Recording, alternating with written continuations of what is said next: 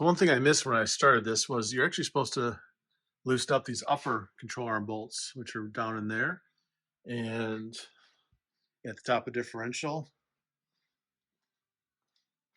And on this side, right there, and again back recessed. So you're supposed to loosen these up while you're doing this project. And then once it's set down at the new ride height, you tighten them back down. So I got the lower ones, I didn't get the upper ones. So we'll loosen those up and then go from there. Oh yeah, so we tried to get the these yeah, you can see it. Uppers break loose. Like they're fine at the axles, it'll loosen them up. These ones were not coming loose. I had not previously soaked them in anything. So I put some PV Blaster on there and we'll see if it loosens them up a little bit. Probably not the end of the world, but it'd be nice just to have them loosen up so just make sure this thing sits right and rides right when it's done. But those ones definitely were not interested in coming loose. So we'll sit for a little while while I'm doing other stuff, and then we'll get back, see if we can get them to break loose. So we go ahead and torque these shocks down to 56 pounds, foot-pound. As I sort of read the instructions as I go, I realized that it says not to, the torque arm bolt that I had to use the ratchet strap to pull it over to get it. It says actually not to reinstall that till it's sitting on the ground, which means it probably helps when it has the weight on it. It'll shift over enough to get there. So, I mean, no harm with what we did, but save you a step when you're doing this yourself.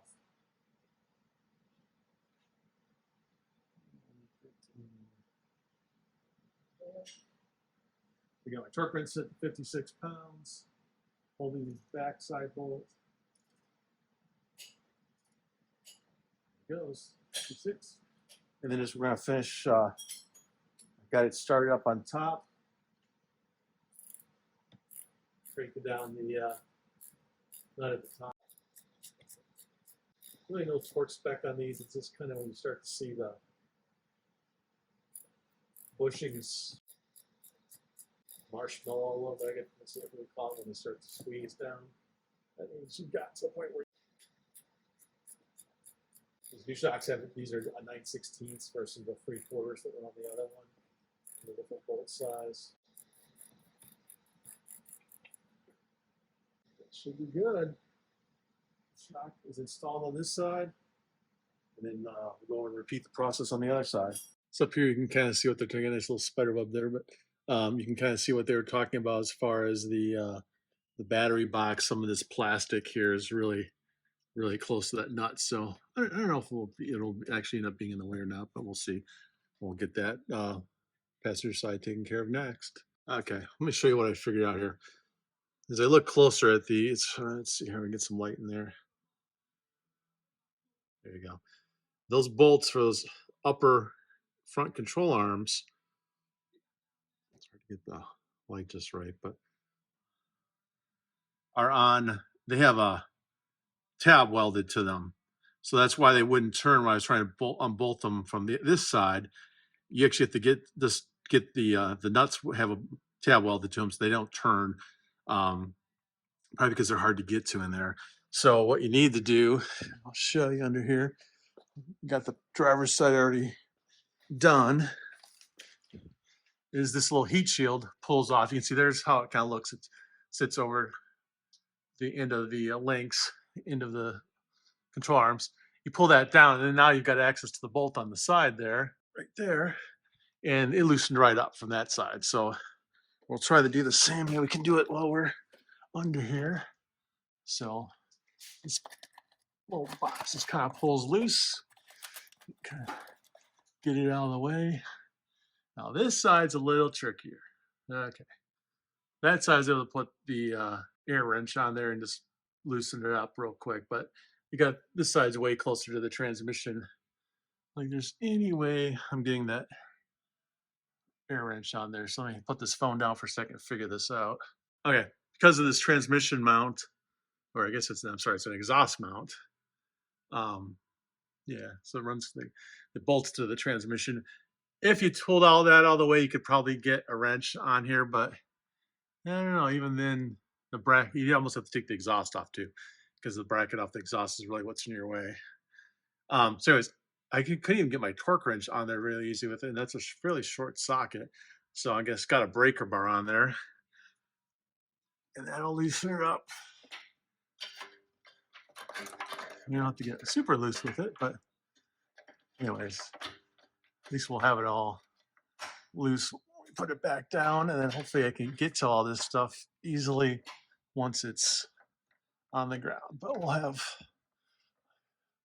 a good 3 inches more clearance. And this thing was pretty. All right, so that's how we do that. I'll do it a couple more times here, but I gotta put the phone down. Okay, so I ended up, let me get the light up there so you can see, breaking away a little bit of the plastic. Actually, it looked like it had already been done a little bit, but I can see I just kind of took couple different pairs of pliers and broke off a couple little pieces. So now I can get the ratcheting wrench on there. Couldn't get that on there before, so that should make this go a little bit faster on this side.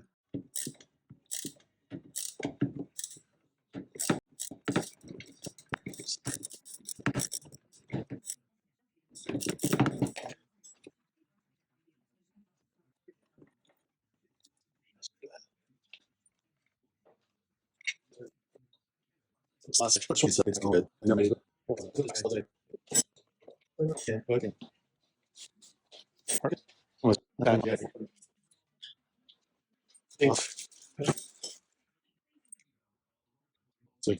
I just want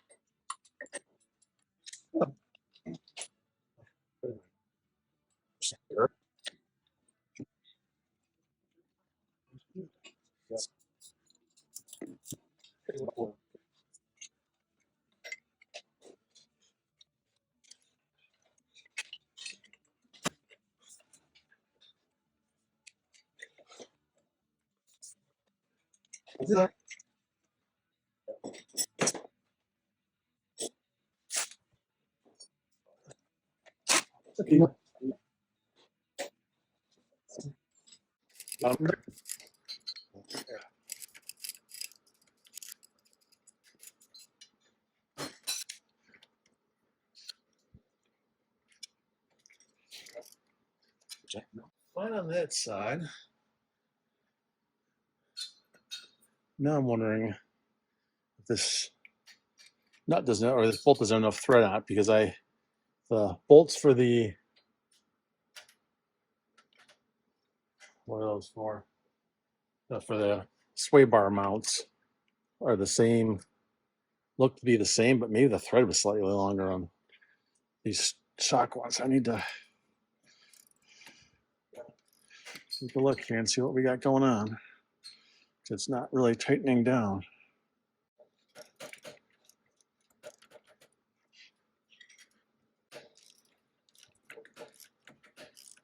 Yes, I could probably get the air tools in here if I wanted to, but I'm really not a huge air tool fan. I use it occasionally when it's stuff that's hard to get apart, but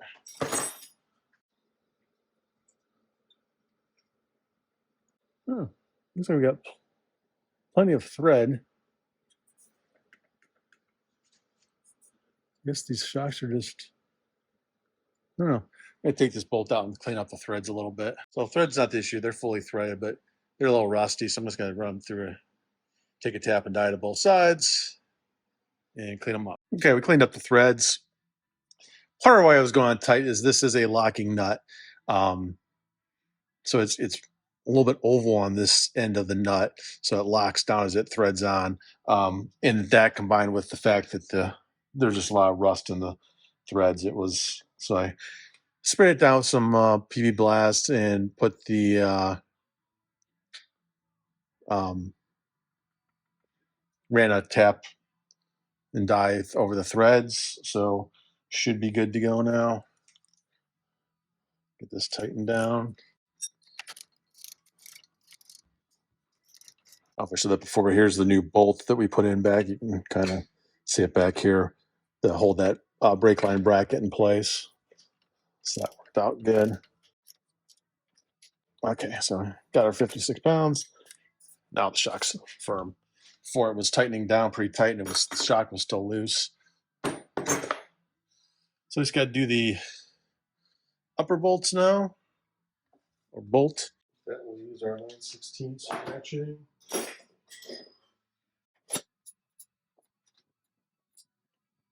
As tight as we can by hand first.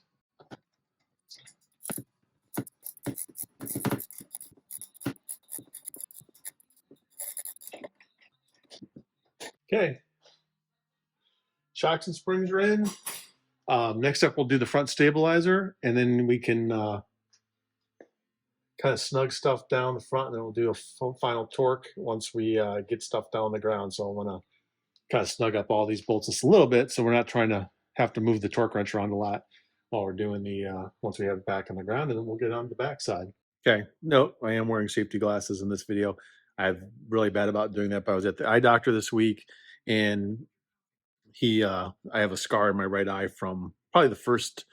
I put a glass pack muffler on my first car when I was 16, and I in the process of doing that, got metal in my eye that I had to go have drilled out at a eye specialist, and it was not a fun process. I still usually forget to put the glasses on until I get too far into a project, or first time I get something in my eye, then I remember to put them on. But now that I'm old, these are actually bifocal glasses, so they have readers built into the bottom, and so I need them when I'm reading the instructions so I can actually see. So it's actually been good because I'm wearing safety glasses in the shop more often now. Anyways, we're gonna start working on the just gathering the tools I need to do the front stabilizer, and we'll get that knocked out. I think that should be hopefully fairly quick. Okay, just as I go through the instructions here, you see that it says this is what it comes with, right? And these are the tools you need. Fine. Um, what's interesting is it says, it comes with this shock, this shock right here. Got it. Comes with this bag with some sleeves. 6'2".